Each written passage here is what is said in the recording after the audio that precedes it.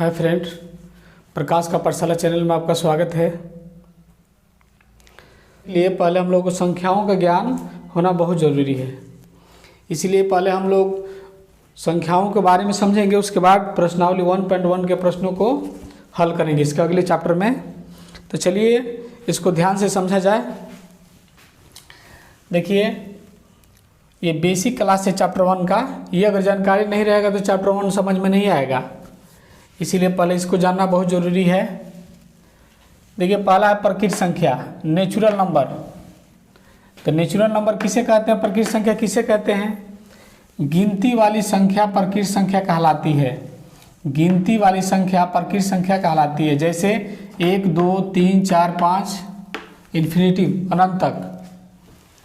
देखिए, पूर्ण संख्या होल नंबर। प्रकृत संख्याओं के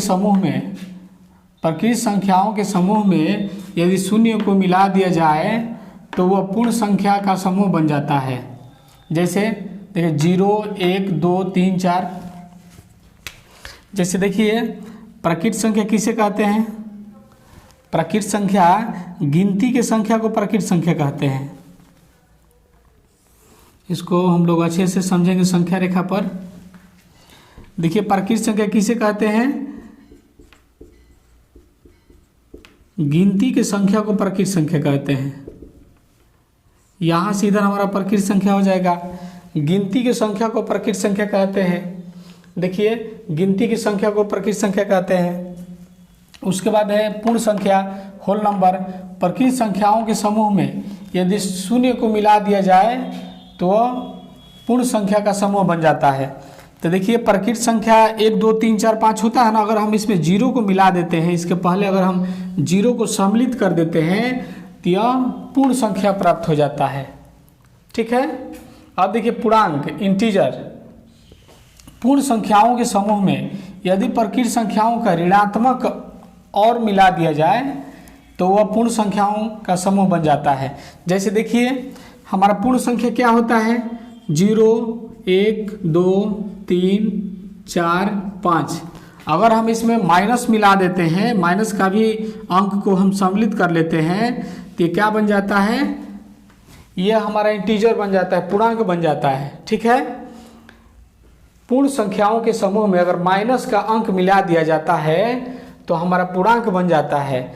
जैसे देखिए, पूर्ण संख्याओं के समूह में यदि प्रकृत संख्याओं के ऋणात्मक अंक और मिला दिया जाए तो वह पूर्ण संख्या बन जाती है। जैसे -4, 3, 2, 1, 0, 1, 2, 3। देखिए, इसमें माइनस का भी अंक मिलाया हुआ है और ये 0 से 1, 2, 3 ये प्रकृत संख्या है और 0 सम्मिलित है तो पूर्ण संख्या है। अब देखिए, 4 नंबर है परिमेय संख्या, रेशनल नंबर। रेशनल नंबर, जो संख्याएं p/q के रूप में लिखी जा सके उसे परिमेय संख्या कहते हैं। जो संख्या p/q के रूप में लिखी जाए उसे परिमेय संख्या कहते हैं। जैसे 2/3, -2/4, इसको हम p/q के रूप में लिख सकते हैं, जिसको हम बटा के रूप में लिख सकते हैं। यानी सभी पूर्णांक परिमेय संख्या है। सभी जो पूर्णांक है, सभी इंटीजर जो है, सब क्या है? परिमेय संख्या है। क्योंकि देखिए, ये भी इंटीजर है जिसे माइनस और प्लस दोनों है। संख्या जो गिनती की संख्या है, माइनस और प्लस दोनों है, इसमें 0 भी है, तो ये सब क्या है? परिमेय संख्या है। जैसे देखिए, इसका हम बटा 1 लगा देते हैं तो ये परिमेय संख्या बन जाता है।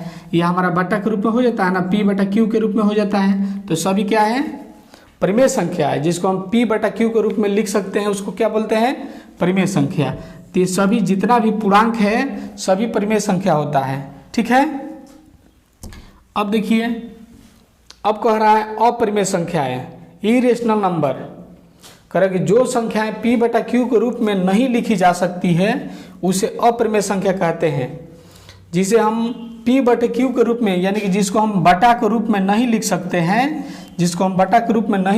हैं, उसको क्या कहते हैं? अपरिमेय संख्या। जैसे देखिए, √5, √2, √3, ये सब क्या है? अपरिमेय संख्या। इसको हम बटा के रूप में नहीं लिख सकते हैं। 6 नंबर है वास्तविक संख्या, जो इस चैप्टर्स में यही पढ़ना है, रियल नंबर। इसी को हम लोग को पढ़ना है वास्तविक संख्या, रियल नंबर। तो रियल नंबर किसे कहते हैं? देखिए, परिमेय तथा अपरिमेय संख्याओं का समूह वास्तविक संख्या कहलाती है, यानी कि रियल नंबर कहलाती है। इसमें परिमेय और अपरिमेय, देखिए 2 क्या है? परिमेय संख्या है, क्योंकि हम इसे बटा 1 के रूप में लिख सकते हैं, p/q के रूप में लिख सकते हैं, इसीलिए 2 और 7 परिमेय संख्या है, और ये भी परिमेय संख्या है, लेकिन √5 जो है अपरिमेय संख्या है। तो इसको हम लोग देखिए यहाँ पे पाई जो होता है, पाई अपरिमेय संख्या है, पाई अपरिमेय संख्या है, लेकिन 22/7 जो है परिमेय संख्या है। ठीक है, इसको याद रखना है, पाई अपरिमेय संख्या है लेकिन 22/7 परिमेय संख्या है। ठीक है, कॉपी में नोट कर लीजिए। और आप लोग हम लोग प्रश्नावली 1.1 को पढ़ेंगे इसके अगले भाग में। ठीक है, आप लोग इसको अच्छे से याद कर लीजिए।